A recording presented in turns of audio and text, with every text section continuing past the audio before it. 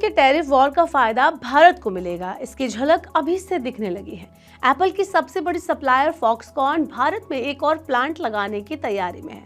Taiwan की इस company ने उत्तर प्रदेश के ग्रेटर नोएडा में यमुना एक्सप्रेसवे के पास 300 एकड़ जमीन खरीदने की योजना बनाई है।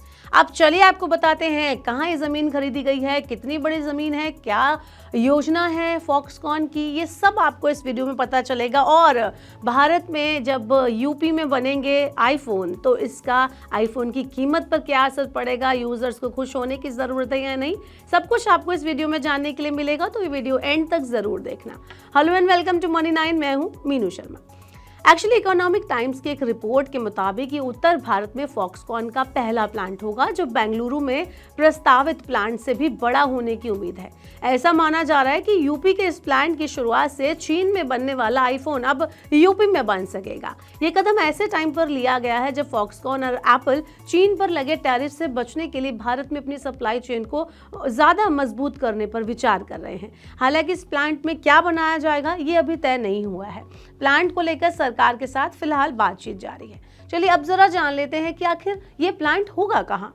तो ईटी की रिपोर्ट के मुताबिक ये नया प्लांट HCL और फॉक्सकॉन के उस 50 एकड़ के सेमीकंडक्टर असेंबली प्लांट के करीब होगा, जिसके लिए राज्य सरकार ने जेवर हवाई अड्डे के पास जमीन दी थी।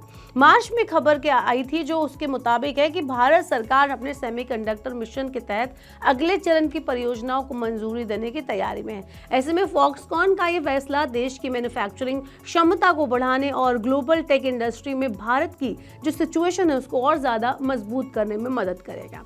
फॉक्सकॉन इंडिया में अपनी पकड़ मजबूत करने में लगा हुआ है। रिपोर्ट के मुताबिक फॉक्सकॉन भारत में अपने प्लांट से 25 से 30 मिलियन आईफोन बनाने का गोल लेकर चल रहा है, जो पिछले साल की प्रोडक्शन से तकरीबन 2 गुना आप लगा लीजिए है।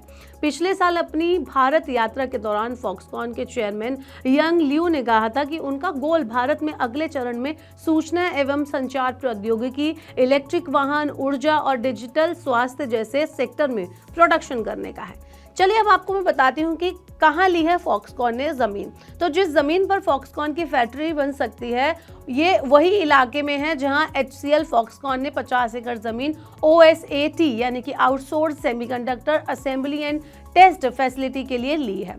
OSAT का मतलब है सेमीकंडक्टर चिप्स को जोड़ने और टेस्ट करने की फैसिलिटी। इस प्रोजेक्ट को अभी मंजूरी मिलना बाकी है।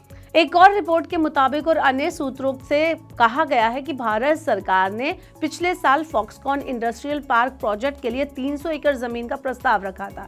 अभी फिलहाल बातचीत शुरुआती दौर में है। अभी ये भी नहीं तय है कि कौन से प्रोडक्ट बनेंगे और उसके यूजर्स कौन से होंगे, कस्टमर्स कौन से होंगे, ग्राहक कौन होंगे। तो ये जमीन यमुना एक्सप्रेसवे के किनारे है। यमुना एक्सप्रेसवे ग्रेटर नोएडा और आगरा को जोड़ता है। इस जमीन का कामकाज Yamuna expressway industrial development authority यानी YEIDA देखती है। यमुना एक्सप्रेसवे जेवर में बन रहे नए एयरपोर्ट और नोएडा ग्रेटर नोएडा एक्सप्रेसवे को भी जोड़ता है।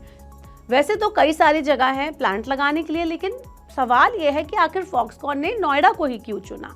तो काउंटर पॉइंट रिसर्च के वाइस प्रेसिडेंट नील शाह का इस पर कहना है कि टैरिफ और दुनिया के माहौल को देखते हुए फॉक्सकॉन भारत में अपनी फैक्ट्री खोलना चाहती है।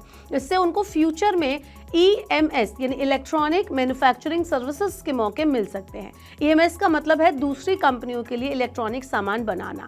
भारत अभी सबसे अच्छा फिलहाल इस चीज़ के लिए ऑप्शन है।